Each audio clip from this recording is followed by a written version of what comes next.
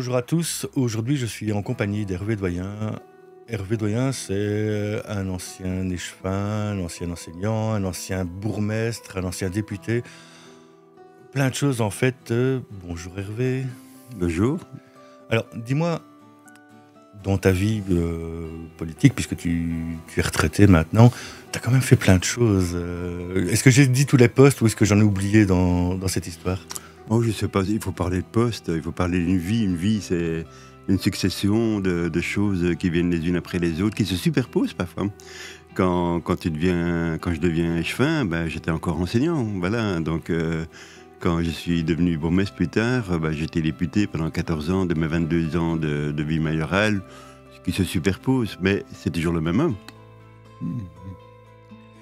Et comment tu es arrivé à passer de enseignant à la vie politique ? Pourquoi tu t'es engagé ?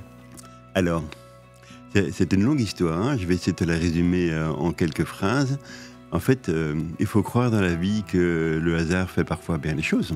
Voilà, alors, ou bien tu crois au hasard, ou bien tu n'y crois pas, mais ce sont souvent des concours de circonstances qui ont fait que je suis arrivé dans une orientation de vie qui n'était pas nécessairement celle que j'avais choisie.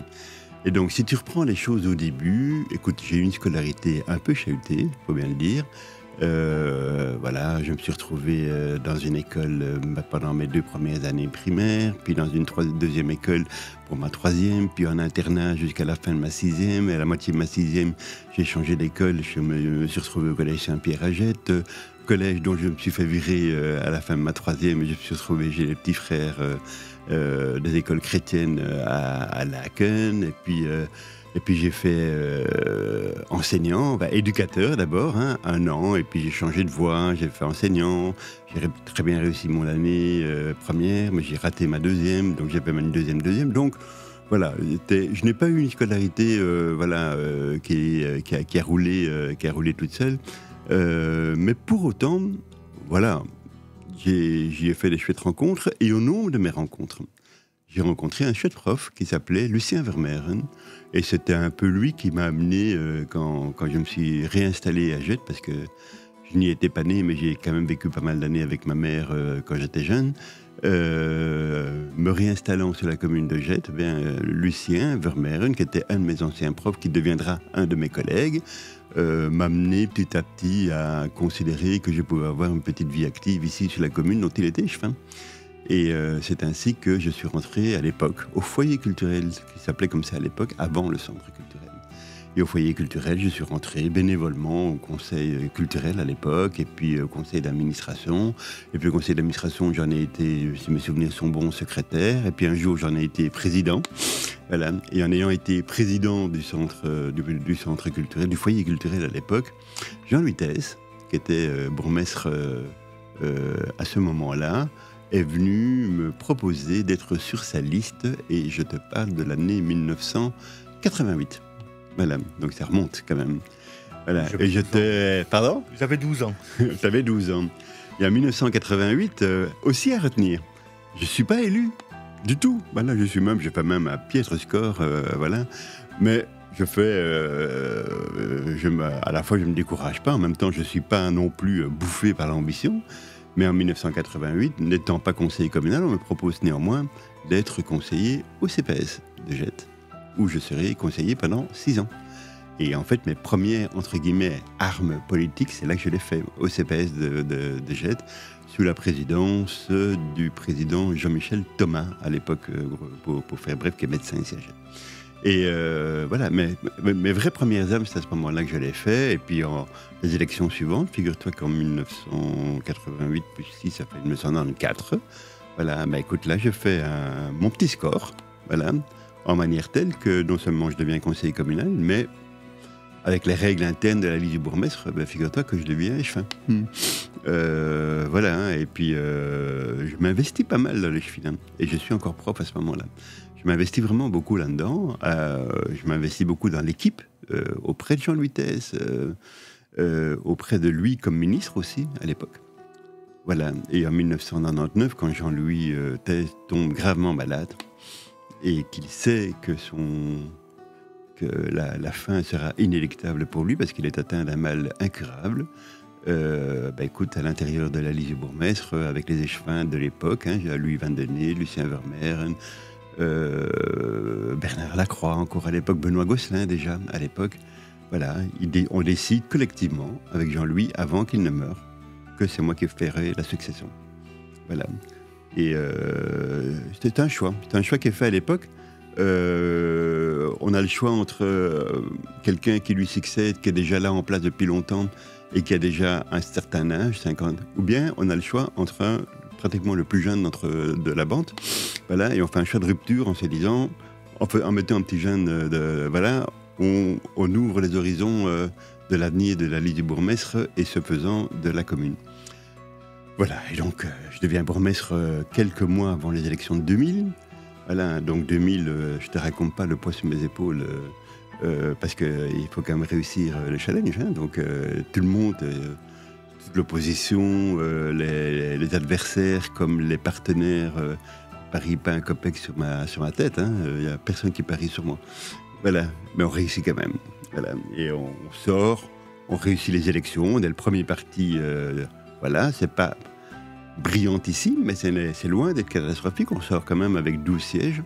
Voilà, je suis confirmé dans ma première fonction de bourgmestre à ce moment-là. Et puis bon, après la suite, tu la connais. Hein, 2006, rebelote. 2012, rebelote. 2018, rebelote.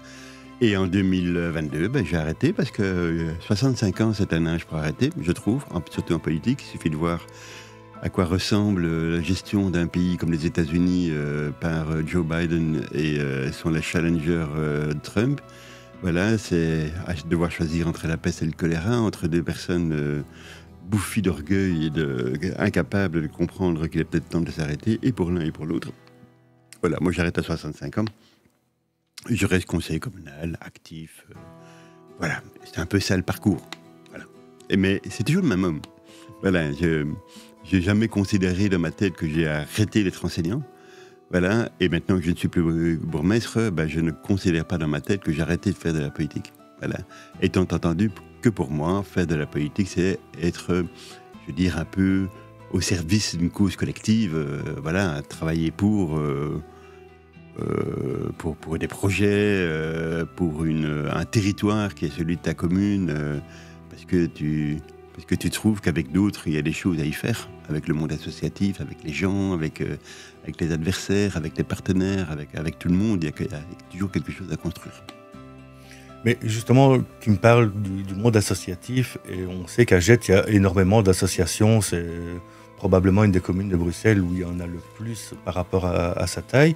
C'était aussi une volonté de ta part de permettre à ce tissu associatif de se développer dans Gette ? Alors moi, je pense que le politique n'a pas le monopole de l'action sur la société de manière générale. Le politique, il est un acteur parmi des centaines d'autres acteurs. Parmi les autres acteurs, tous les acteurs institutionnels. Les infirmiers dans les hôpitaux sont des acteurs, des actrices de la vie du vivre ensemble. Les enseignants dans leurs écoles et leurs directeurs et directrices, ce sont des acteurs du vivre ensemble. Les fonctionnaires même sont des acteurs du vivre ensemble. Mais à côté de ça, tu as tout le monde associatif, qu'il soit institutionnel ou pas, qu'il soit depuis, et ça n'a rien de péjoratif, depuis le petit comité de quartier où 4-5 habitants se sont regroupés pour essayer de faire quelque chose dans leur rue, fût-ce une braderie, jusqu'à Amnesty International qui travaille au plan international contre la torture, les emprisonnements, etc. L'un et l'autre ont en commun que ce sont les citoyens qui prennent une cause en main, que ce soit la cause de ton petit quartier, que ce soit la cause des prisonniers politiques, et la responsabilité du monde politique en général, c'est de permettre que les choses se fassent. Parce que la volonté citoyenne, d'abord, elle est hyperactive, elle est souvent juste, elle est pertinente, voilà, et elle est surtout efficace. Voilà, bien plus efficace que ce que les hommes politiques mettent parfois en place. Donc, autant de mettre en place pour assurer leur visibilité, leur empreinte, leur, entre guillemets, je suis passé par là. Voilà. Et donc, surtout au niveau local, je veux dire, ce que l'associatif peut faire de mieux que nous, il faut l'encourager à le faire, tout simplement. Alors, l'associatif ne peut pas tout. Voilà. Il y a les fonctions régaliennes de l'État. La sécurité, ça ne peut pas être, de mon point de vue, c'est vraiment un point de vue politique, l'affaire des citoyens. Il faut arrêter avec ça. Les groupes d'autodéfense, les machins comme ça, voilà, ça c'est juste des lubies d'extrême droite. Mais en revanche, en matière culturelle, en matière sportive, en matière sociale, le monde associatif a depuis très très longtemps montré sa capacité à coller au plus près de la réalité de terrain d'une part et au plus près des demandes du terrain d'autre part. Là où la politique, avec ses normes, avec ses lourdeurs, avec ses process interminables, décisionnels, avec ces débats qui n'en finissent pas parfois, a quelques difficultés à, faire mieux que l'associatif. Donc là où l'associatif fait bien les choses, il faut le soutenir. Merci du coup, puisqu'on travaille dans une association. J'ai toujours marqué. C'est une nouvelle association, mais c'est un podcast associatif. En politique, ça porte un nom, ce principe-là. On appelle ça le principe de subsidiarité.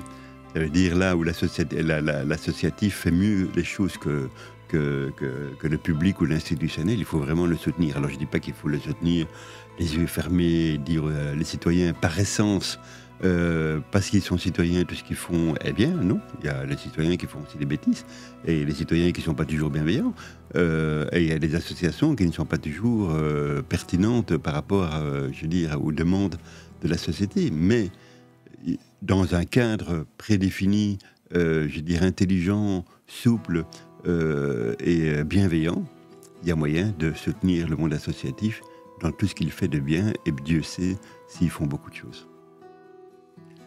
Alors, pour revenir un petit peu sur le côté politique, tu nous as dit que tu étais rentré dans la liste du bourgmestre à l'époque.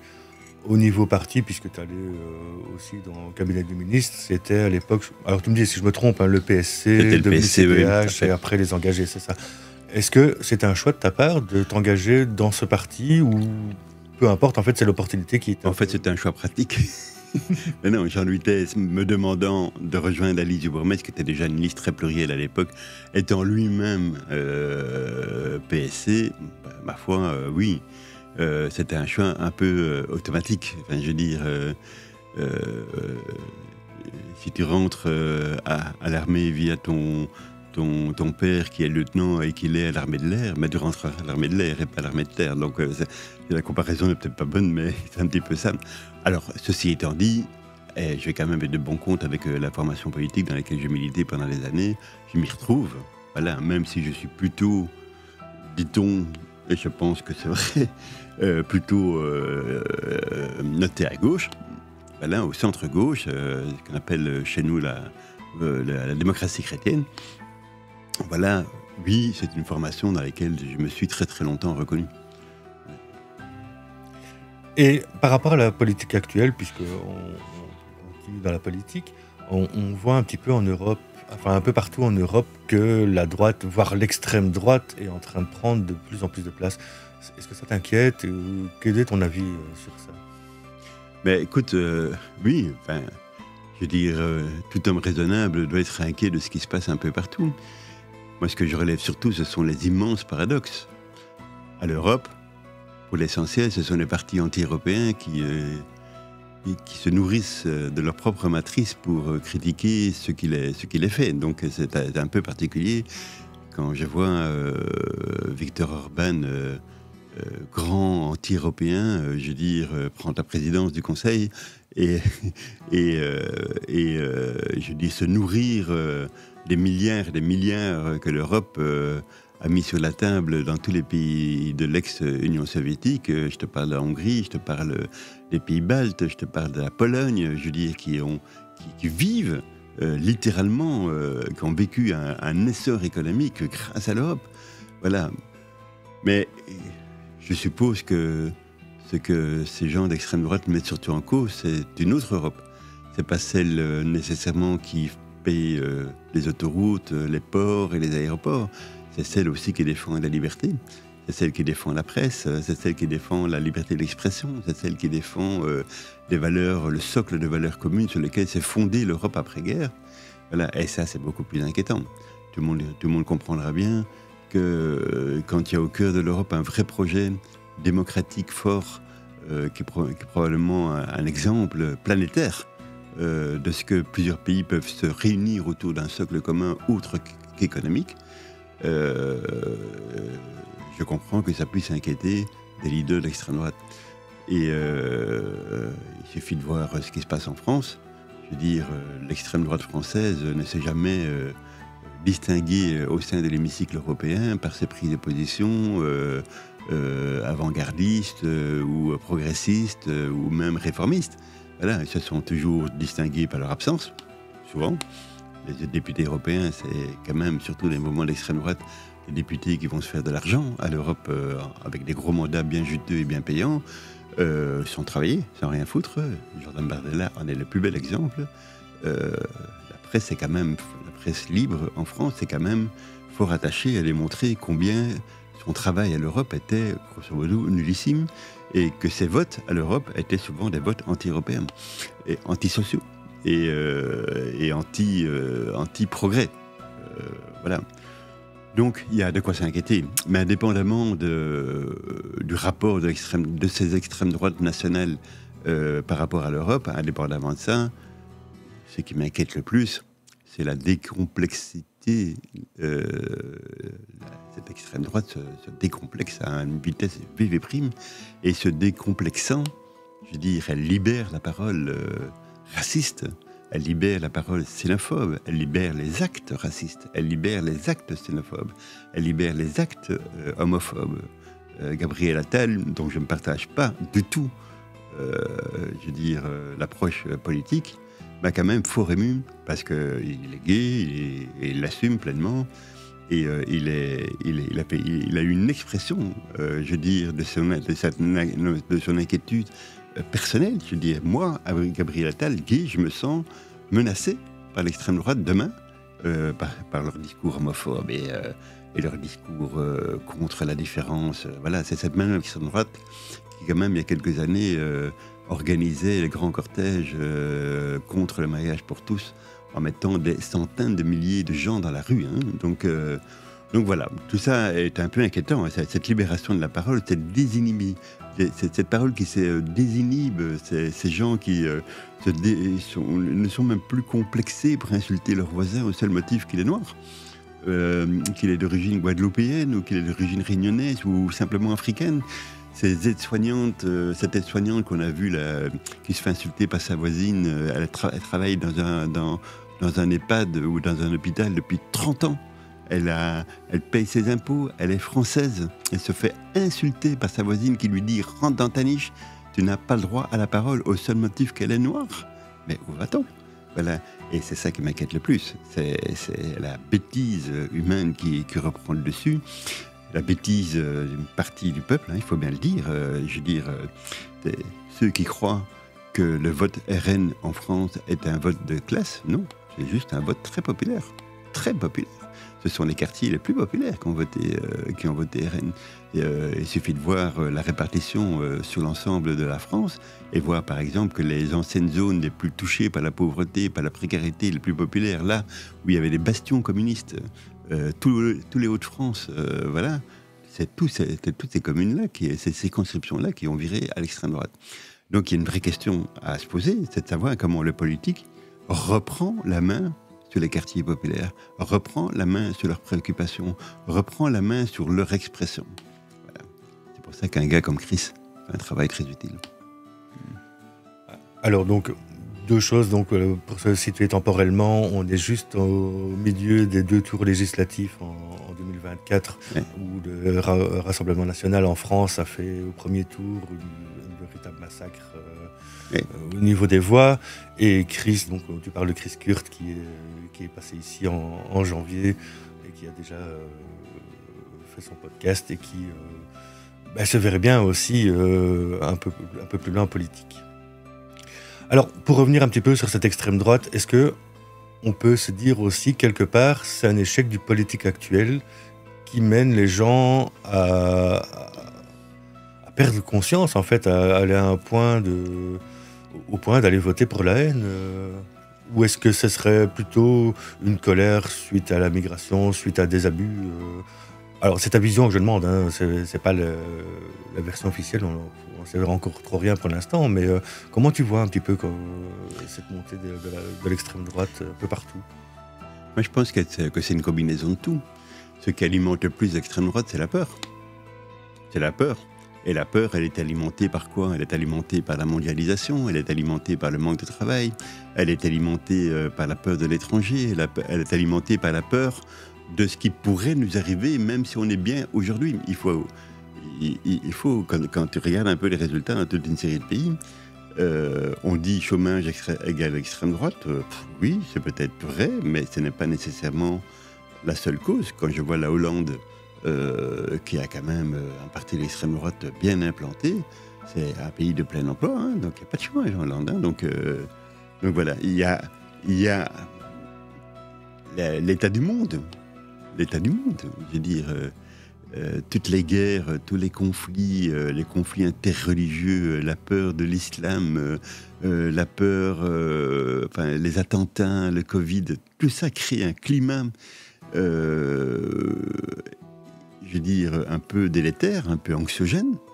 Et je pense que ces climats anxiogènes qu'on a connus entre les deux guerres, très forts, avec une crise économique perdurante, etc., je veux dire, laisse le champ libre à des gens dont l'expression politique est celle de la promesse de l'ordre, la promesse de lendemain qui chante. Et comme ils passent rarement au pouvoir, parce que par définition, quand l'extrême droite arrive au pouvoir, elles sont en fait très vite dégommées, parce que jamais elles arrivent à mettre de l'ordre. Elles sont plutôt synonymes de chaos, voilà, parce que l'extrême droite, quoi qu'on en pense, elle est antisociale.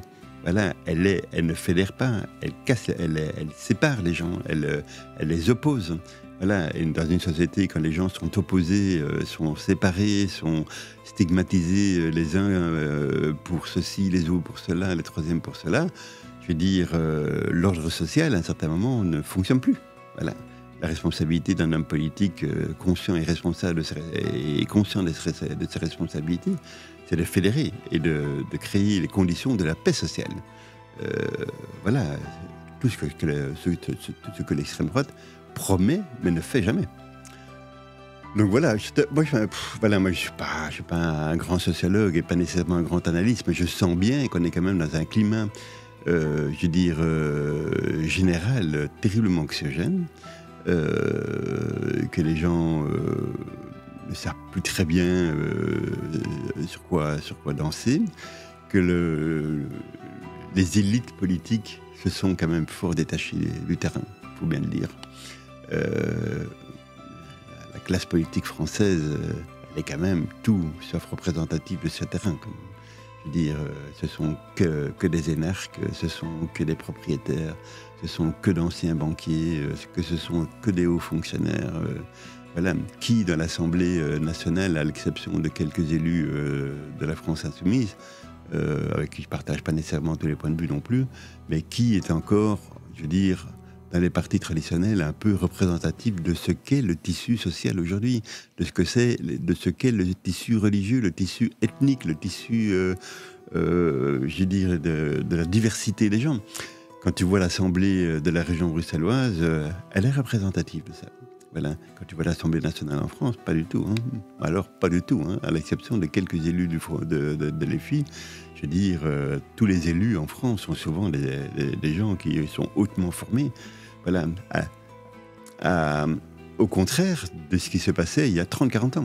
Il y a 30-40 ans, le Parti communiste, par exemple, fournissait encore, le Parti socialiste aussi, fournissait encore un personnel politique qui avait travaillé en usine, qui avait travaillé dans les bureaux, qui avait travaillé dans les champs, qui avait...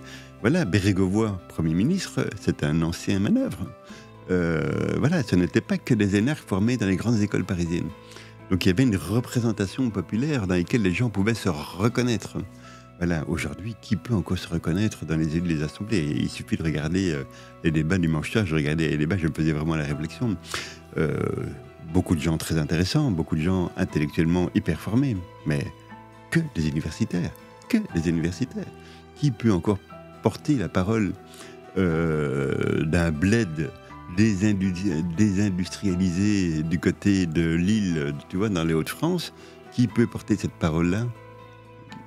Plus personne qui porte cette parole-là. Et ces gens-là, ils votent quoi? Ils votent RN.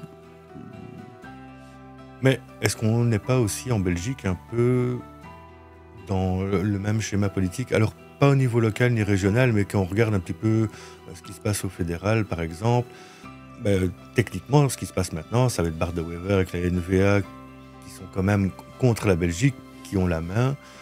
Et je suis désolé, cette personne ne me représentera jamais. Et pourtant, il y a quand même beaucoup de chances que dans un avenir très très proche, ce soit notre Premier ministre. Alors, c'est de la spéculation, hein, mais il a quand même bien placé pour l'être. Ah, il le sera, à mon avis. Il le sera. Mais la Belgique reste un cas à part. Hein. Voilà, d'abord, il y a bien deux choses qu'on ne peut pas comparer. C'est le comportement électoral flamand et le comportement électoral du côté francophone. Je dis, il n'a rien à voir. C'est deux cultures, deux mondes différents. Et j'ai l'impression que d'élection en élection, ces deux mondes sont de plus en plus différents. L'extrême droite en Flandre, qui est le pays où il y a le plus de travail, il y a le moins de chômage, il y a le moins de pauvres, le moins de précarisation, fait à chaque élection de plus en plus de voix. Voilà. Et la Wallonie, qui est la région où il y a le plus de chômage, le plus de précarité, le plus de pauvres, je veux dire, l'extrême droite, il a disparu. Voilà. Ce qui contredit un peu le discours que j'ai venu avant. Ce qui prouve quand même que les hommes politiques, quoi qu'on en dise, du côté francophone, sont probablement encore largement en prise avec les populations. Voilà. Donc il y a probablement un jeu de proximité politique, on aime ou on n'aime pas, hein, qui fonctionne plutôt bien, je veux dire, et c'est plutôt réjouissant. Maintenant, dire voilà, donc, moi je me sens, entre guillemets, comme bruxellois francophone, je me sens assez peu concerné par ce qui se passe en Flandre. J'ai envie de dire aux Flamands, que c'est un peu leur problème. Voilà. Et au niveau fédéral, les institutions étant ce qu'elles sont, on sera bien obligé d'avoir un gouvernement dans 50 jours, dans 100, dans 200, dans 400, dans 600, on verra bien, mais on sera bien obligé d'en avoir un. Ceci étant dit, on est quand même dans un pays hyper fédéralisé, ça veut dire que les matières fédérales restent aujourd'hui presque secondaires par rapport aux matières que les régions et les communes gèrent, et les communautés. Donc, ce serait bien plus préoccupant que les régions n'arrivent pas à trouver des gouvernements à mettre en place, ou que les communautés n'arrivent pas à se mettre en place. Je suis un peu moins inquiet au niveau fédéral. On en a donné une preuve assez flagrante quand il s'est fallu d'avoir des centaines de jours pour former un gouvernement. Ça n'a pas empêché le pays de tourner. Hein, donc, voilà. Donc, malgré tout, dans nos démocraties, je veux dire, l'action politique ne conditionne pas toute la vie. Voilà, on a des institutions qui fonctionnent, nos hôpitaux fonctionnent, nos mutuelles, nos syndicats, nos services publics continuent à fonctionner, quand bien même il n'y a pas de gouvernement fédéral en place. Voilà, il faut se réjouir de ça. Hein. Il faut se réjouir de ça. Ça veut dire que l'action politique, pour importante qu'elle est, n'est pas nécessairement à ce point à la manœuvre qu'un pays puisse être bloqué au seul motif qu'il n'y a pas un gouvernement en place, par exemple. Ce sera probablement beaucoup moins le cas en France. C'est un pays beaucoup plus jacobin, beaucoup plus centralisateur, avec un niveau de pouvoir tellement peu dilué ou tellement peu cédé aux régions et aux municipalités que, je veux dire, un pays comme la France sans gouvernement, ça risque vraiment d'être un problème. Alors, pour revenir un petit peu sur Hervé Doyen, l'homme, on a déjà pas mal parlé de politique, hein, ça fait 25 minutes qu'on parle de politique, mais dans Hervé Doyen, l'homme, il y a eu aussi toute cette part où tu as été bourgmestre pendant 20 ans. Quel genre de bourgmestre tu as été? Est-ce que tu as été proche de tes administrés, proche des associations? Est-ce que tu as été un peu au-dessus de ça, à tout chapeauter? Comment toi tu l'as vécu en fait, ce moment de bourgmestre? Mais écoute, la question de savoir quel bourgmestre j'ai été, il faudra peut-être poser la question à d'autres qu'à moi. Voilà, mais moi ce que je peux te dire, c'est quel bourgmestre j'ai essayé d'être, à titre personnel. En tout cas, il y a une chose. Enfin, je peux te dire plusieurs choses. La première chose que j'ai envie de te dire, c'est que jamais je n'ai voulu que la fonction me prenne la tête. La pire des choses, je veux dire, dans tes ressorts intimes, je veux dire,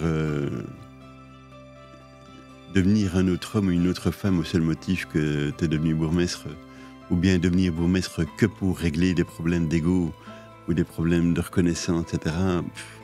C'est peut-être pas... Voilà, donc il faut se garder de ça et continuer à avoir un regard sur soi-même qui soit un regard fait de simplicité et garder le recul par rapport à ça. Et je pense, d'autres le diront, il faut leur poser la question, mais je pense que j'ai su garder une certaine forme d'humilité dans l'expression dans l'exercice de mon job de bourgmestre. Et c'est important. Voilà. Ce que j'aime dans la fonction de bourgmestre, c'est l'exercice du leadership. C'est pas l'exercice du pouvoir. Le pouvoir et le leadership, c'est pas la même chose.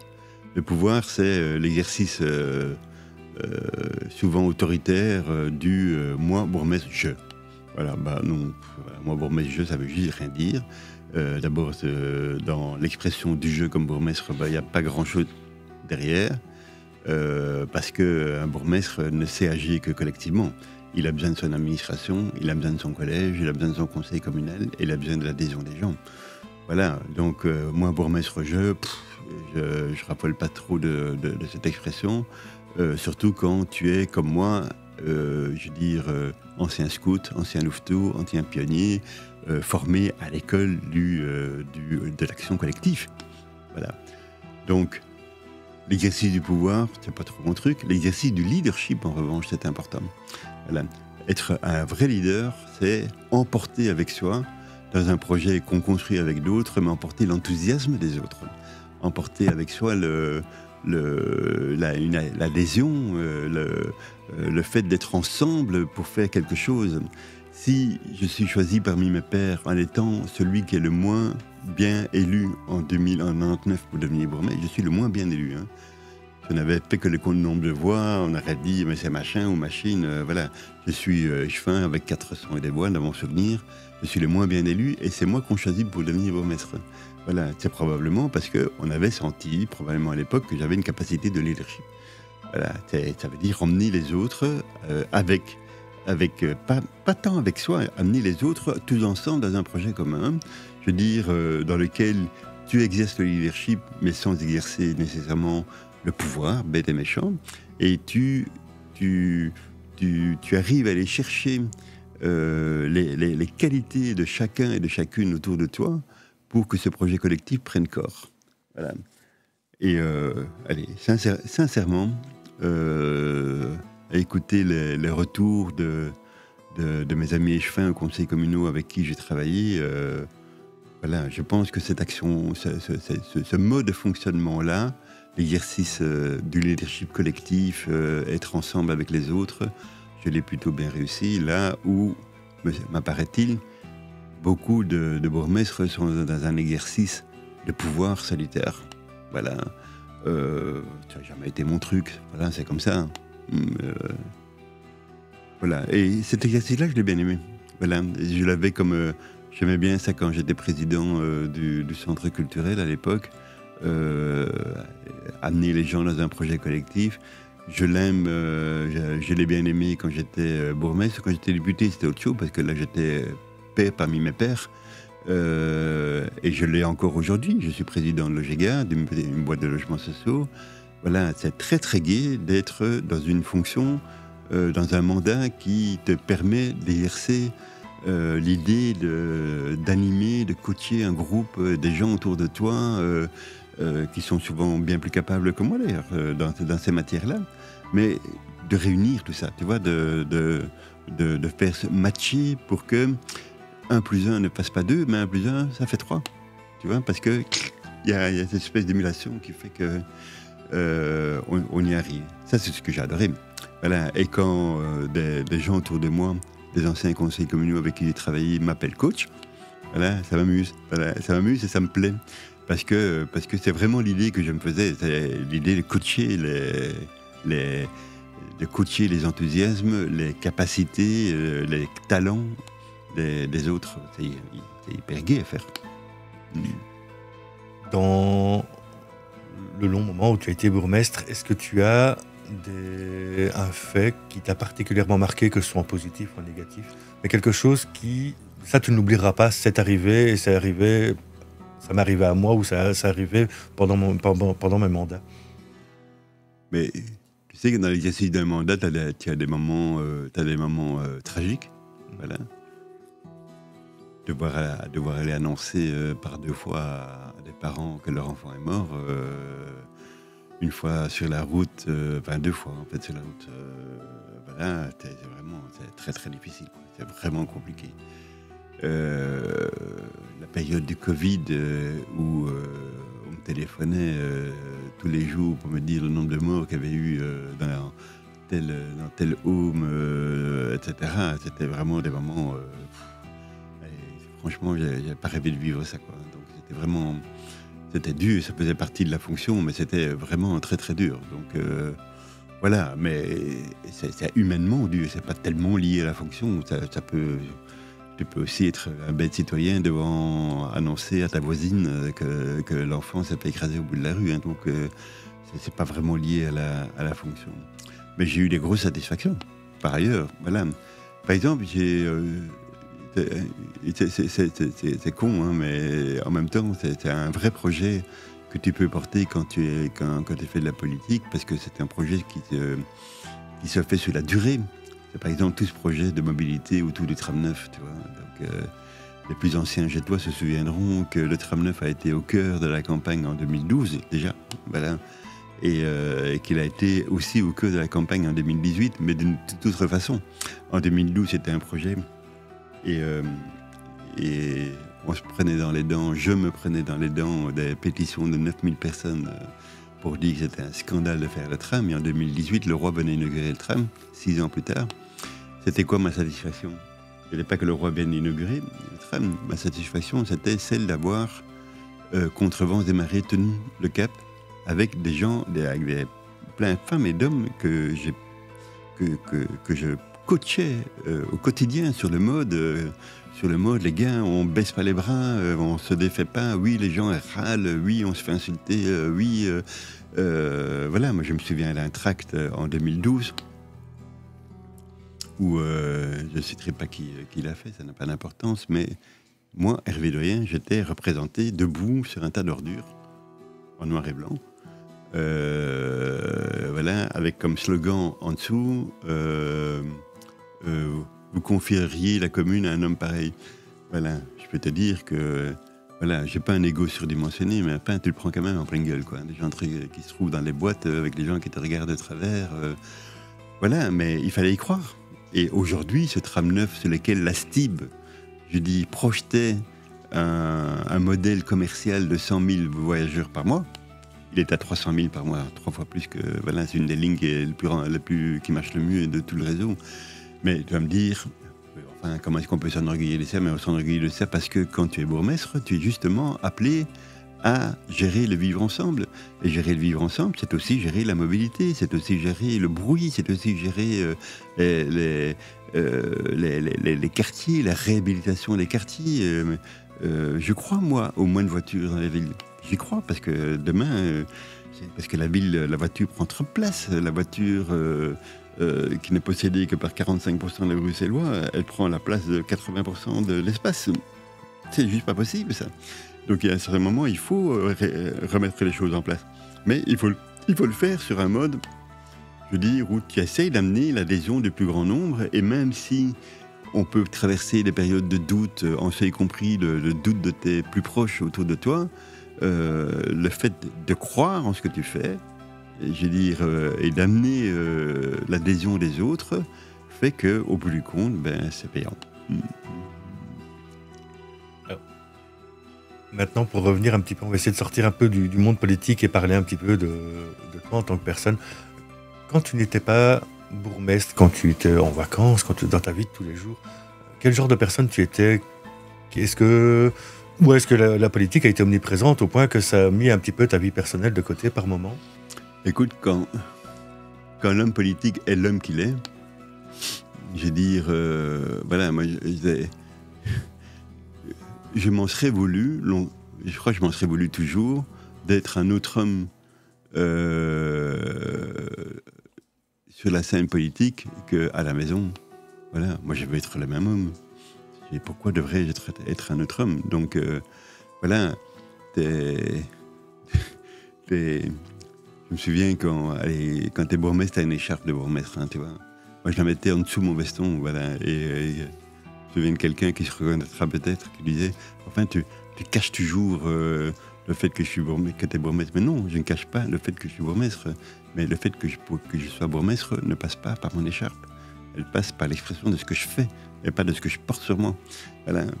Voilà. Et donc, c'est un peu la même chose. Il faut, à un certain moment, c'est important de rester l'homme qu'on est à la maison, avec ses amis, et ne pas se métamorphoser, je veux dire, dès lors que tu rentres dans ta vie publique, comme si la vie publique, c'était une espèce de grand théâtre où les hommes et les femmes politiques étaient tenus de jouer un rôle. Voilà, alors, peut-être que le président des États-Unis est un peu tenu de jouer un rôle, encore que il y a des présidents américains, je trouvais que la force de Barack Obama, c'était sa sincérité. Moi, je pense qu'il y avait beaucoup de sincérité chez lui. Voilà, on pouvait ne pas être d'accord. Vous savez, quand on dit que Barack Obama est un homme de gauche, il était un homme catalogué à gauche aux États-Unis. Voilà, mais si tu prends tous les curseurs et tout le modèle, le prisme de lecture de l'action publique américain que transpose chez nous, il est plutôt un homme de centre droit, mais un humaniste, on va dire comme ça. Mais dans l'expression de sa vie publique, Barack Obama avait quelque chose d'éminemment sincère. Il y avait une sincérité que j'aimais beaucoup. Voilà, je suis beaucoup moins sûr de beaucoup d'autres hommes politiques à ce niveau-là. Pour autant, être bourgmestre, c'est ne pas être président des États-Unis, et donc vraiment rien ne s'oppose quand tu fais de la politique au niveau qui est le nôtre, une commune, une assemblée régionale et peut-être même une assemblée fédérale.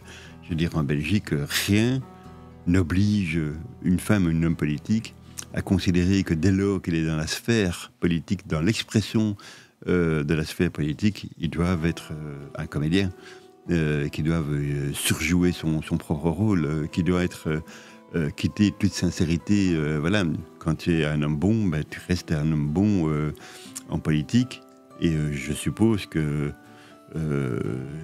j'aurais du mal à considérer qu'un homme mauvais en politique, dans l'expression, je veux dire, dure, etc., puisse être un homme bon à la maison. Auquel cas, je m'interrogerai quand même sur la duplicité du personnage.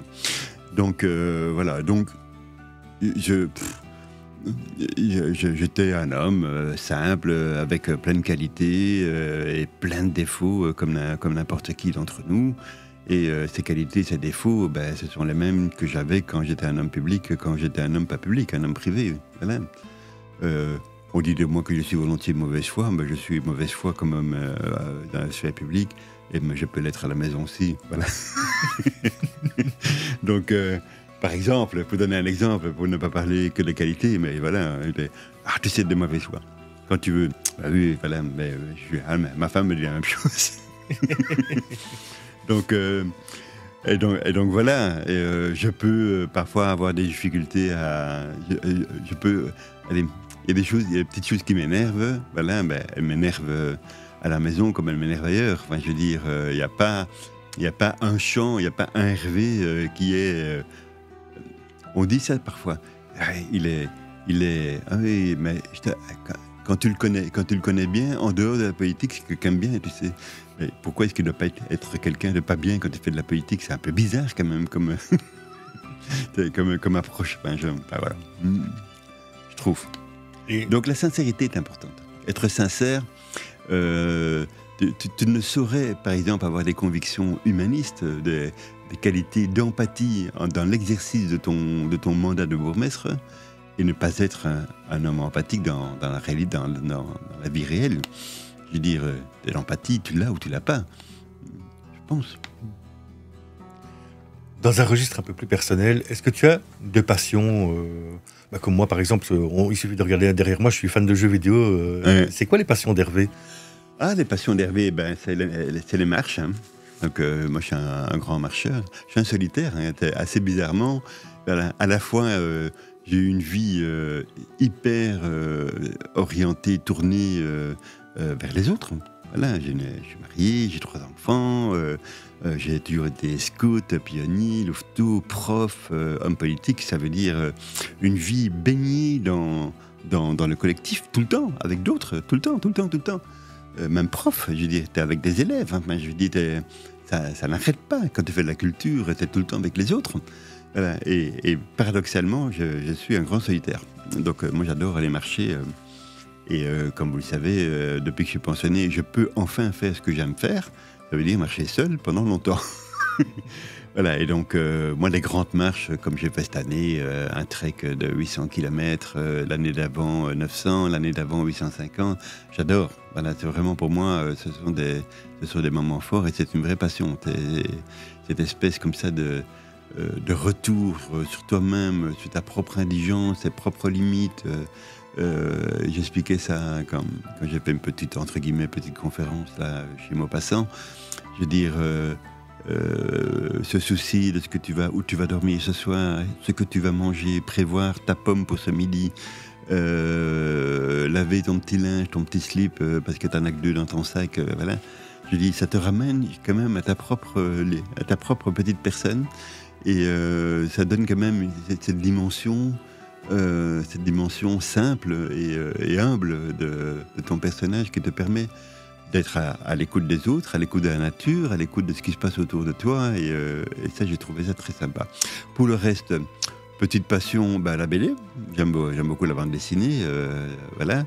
Et alors, depuis 2-3 ans, écoute, je fais de la céramique, je fais de la peinture. Pour moi, voilà, les gens qui me disent quand est-ce que tu vas exposer, je n'ai aucune intention d'exposer quoi que ce soit. Mais j'aime bien ça. Voilà, faire les petits tableaux, faire de la céramique, des objets. Voilà, j'ai fait ça avec l'aide d'une amie qui m'a un peu remis, qui m'a mis en selle par rapport à ça. C'est gai, c'est très très gai. J'aime beaucoup. Voilà. Pour les quelques années qui nous restent à vivre, mon cher, voilà, il faut bien les remplir. C'est pas rempli pour remplir, mais faire des choses que tu as envie de faire, que tu aimes faire. Est-ce que ça, justement, ce que tu viens de dire, est-ce que ça a été un moteur pour toi de faire des choses que tu avais envie de faire et de le faire de manière juste ou... Écoute, quelle satisfaction peux-tu... Quelle plus belle satisfaction peux-tu avoir dans la vie que celle d'avoir le retour de quelqu'un qui te dit ce que tu as fait, c'est chouette. Voilà. Si en plus, ce que tu as fait, tu l'as fait par plaisir et tu l'as fait parce que tu voulais le faire, je veux dire, tu ne peux être que comblé. Voilà. Et donc, allez, objectivement, j'ai 68, j'ai baissé mes 69. Moi, j'ai eu une vie adulte, hein. Enfant, beaucoup moins. Mais j'ai eu une vie adulte, je veux dire... à la hauteur de ce que j'aurais pu rêver. Voilà, jamais je n'aurais rêvé avoir cette vie-là, que je n'ai pas voulu. Hein. En fait, elle s'est imposée un peu à moi, comme ça, au gré de step by step, voilà. Mais je n'ai pas voulu, je n'ai pas rêvé cette vie. Je ne me suis pas levé un matin à 20h, à 20 ans ou à 21 ans, comme Sarkozy devant son miroir, en disant « Demain, je serai bourgmestre de la commune de Jette. » Donc jamais j'ai rêvé ça. Mais les choses se sont un peu imposées comme ça, les unes après les autres. Elles sont, voilà. Et c'est probablement parce que je ne l'avais pas rêvé que cette vie-là fut un vrai rêve. Voilà. Parce que courir derrière les rêves éveillés, je ne suis pas sûr que tu y arrives.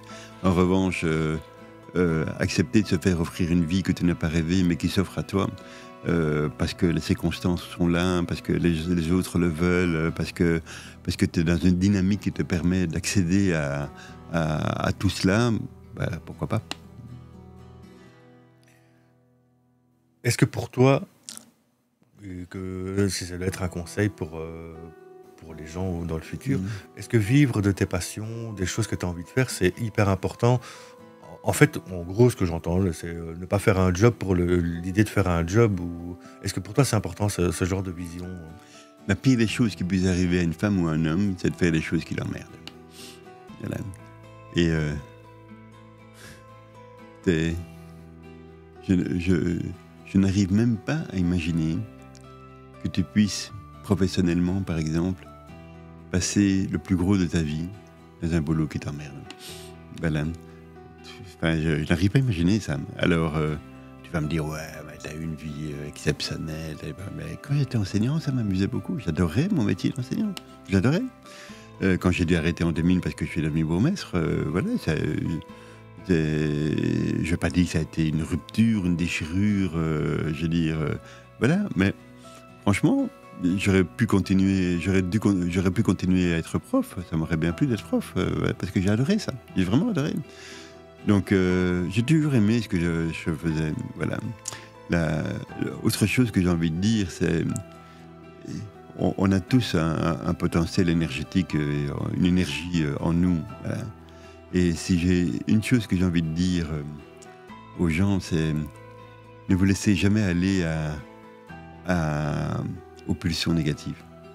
C'est épuisant, c'est fatigant d'être tout le temps dans le qui-vive, dans la parano, dans l'idée que les autres t'en veulent, dans le conflit, dans les oppositions, etc. C'est fatigant, c'est usant, c'est moralement pas bon, et c'est très énergivore. Voilà, ça bouffe une énergie considérable. Et donc, de manière générale, je trouve que quand tu es dans un rapport aux autres empathique, plutôt bienveillant, etc., eh bien, très vite, les autres te le rendent bien. Voilà. Tu t'écartes de tous ceux qui sont toxiques. Voilà. Les gens toxiques, t'occupes pas d'eux, il faut pas s'occuper d'eux.